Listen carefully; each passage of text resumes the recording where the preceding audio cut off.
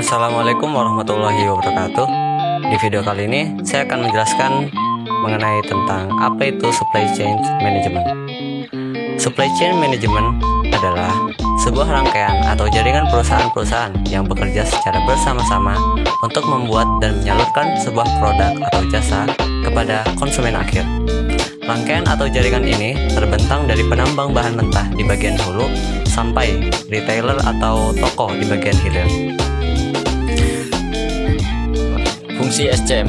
SCM secara fisik mengkonversi bahan baku menjadi produk dan menghantarkannya ke pemakai akhir. SCM sebagai mediasi pasar, yakni memastikan bahwa apa yang disuplai oleh rantai suplai mencerminkan aspirasi pelanggan atau pemakai akhir tersebut. Tujuan SCM adalah untuk mengurangi ketidakpastian dan risiko dalam supply chain. Dijelaskan dalam buku Supply Chain Management oleh Lukman S. Salah satu fungsi SCM adalah agar perusahaan dapat mengurangi kelebihan persediaan dan semua biaya terkait persediaan, seperti misalnya biaya pergudangan dan transportasi. Selain itu, penerapan sistem SCM bagi usaha kecil atau usaha yang baru berdiri akan memberikan manfaat langsung, baik secara fisik maupun sebagai besar media pasar. Penerapan SCM juga bermanfaat sebagai media yang dapat memastikan apa saja yang dipasok oleh supply chain sudah mencerminkan keinginan pelanggan atau konsumen akhir atau belum. Masalah supply chain. 1. Kompleksitas struktur supply chain, yaitu ada 2, melibatkan banyak pihak dengan kepentingan yang berbeda-beda, perbedaan bahasa, zona waktu, dan budaya antar perusahaan.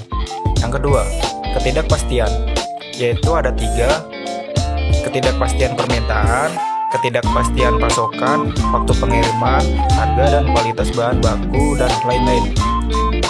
Ketidakpastian internal, kerusakan mesin, kinerja yang tidak sempurna, ketidakpastian kualitas produk, dan lain-lain. Yang ketiga, order yang tidak menentu baik dari pemasok maupun distributor. Yang keempat, rantai pasokan bisa sangat panjang karena melibatkan banyak mitra internal dan eksternal yang terletak di tempat yang berbeda. Yang kelima, bahan dan informasi harus mengalir di antara beberapa entitas. Proses transfer ini bisa lambat dan rawan kesalahan, terutama ketika ditangani secara manual. Solusi masalah supply chain, yaitu ada 4. 1. Menggunakan pendekatan just in time dalam melakukan pembelian, yang mana supplier mengirimkan material yang dibutuhkan dalam jumlah kecil. Yang kedua, menggunakan supplier seminimum mungkin. Yang ketiga, memperbaiki hubungan antara supplier dan buyer. Yang keempat, melakukan proses produksi setelah ada order.